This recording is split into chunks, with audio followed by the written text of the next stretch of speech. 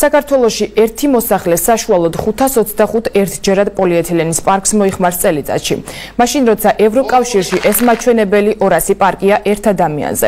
გადაყრილი პოლიეთილენი მნიშვნელოვან ზიანს აყენებს გარემოს, თუმცა ჩვენს ქვეყანაში დღემდე პოლიეთილენის გამოყენებასა და მისი ნარჩენების მართვასთან დაკავშირებით საკანონმდებლო რეგულაცია არ არსებობს. სოფლიოში ერთი წამის განმავლობაში მილიონზე მეტი პოლიეთილენის პარკი იყრება, რომელიც ბუნებაში 10 საუკუნეზე მეტ ხანს რჩება. პრობლემა მწვავედ დგას რუსთავშიც. რა ზიანს აყენებს პოლიეთილენი გარემოს და რა უნდა გავაკეთოთ ზიანის შესამსუბუქებლად. ნახეთ ქრისტინა ასლამაზაშვილისა და გიორგი გოლიჯაშვილის სიუჟეტი. ალბათ ყველას გვინახავს რუსთავში ხეებზე, გზებსა და მდინარის პირებზე შეფენილი და ჰაერში მფრინავი პოლიეთილენის პარკები. სტატისტიკის მიხედვით მსოფლიოში ერთი წამის განმავლობაში მილიონზე მეტი პოლიეთილენის პარკი იყრება, რომელიც ბუნებაში 1000 წელზე მეტ ხანს რჩება. მათ შეგროვებას კი დიდი დრო სჭირდება. პოლიეთილენის ნარჩენების გაუნებლების ერთადერთი გამოსავალი მათი შეზღუდული რაოდენობით გამოყენებაა. პრობლემა განსაკუთრებით აქტუალური ხდება ქარიან დღეებში, როდესაც ქუჩაში დაყრილი ნაგავი დიდ მანძილზე ვრცელდება. მოსახლეობა ფიქრობს, რომ ამ შემთხვევაში ერთადერთი გამოსავალი მისი აკრძალვაა. როგორც ყველა ქვეყნებში ხდება, უნდა ხდეს ქაღალდის პაკეტებში. მაგრამ სამწუხაროდ არაა საქართველოს იმ დონეზე, რომ ქაღალდის პაკეტებით მოგვემსახურონ. ვიცით, რომ მაღაზიებში ამასაც ფასით გვაძლევენ.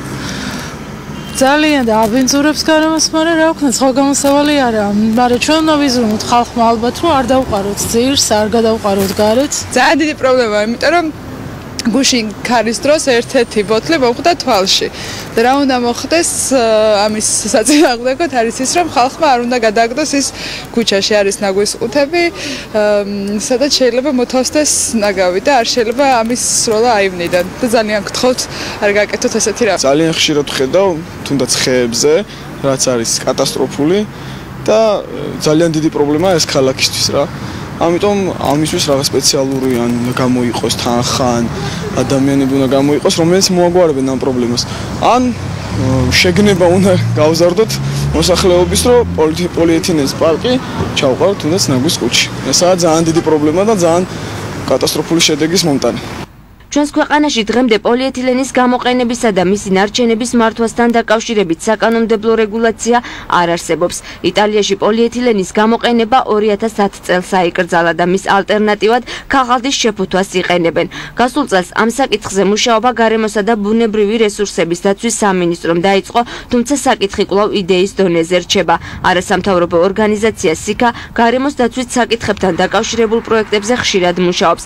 სიკას აღმასრულებელი დირექტორი მიიჩნევს, რომ პრობლემის შემსუბუქებაზე მუშაობა მოქალაქეობრივი თვითშეგნებისა და ცნობიერების ამაღლებით უნდა დაიწყოს.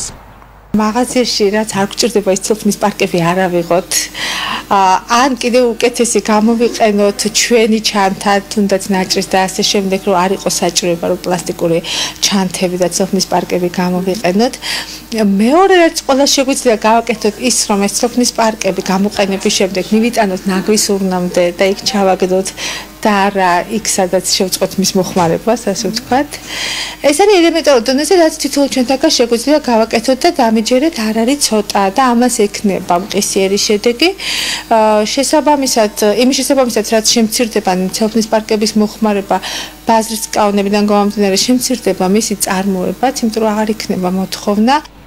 თავისი ქიმიური შემადგენლობის გამო პოლიეთილენი ასეული წლების განმავლობაში რჩება ნიადაგში და რთულად იშლება. ერთჯერადი პოლიეთილენის მდინარეებში, ტბებში, ზღვებსა და ოკეანეებში მოხვედრის შედეგად წელიწადში მსოფლიოში 1 მილიარდი ზღვის ფრინველი და ძუძუმწოვარი იღუპება.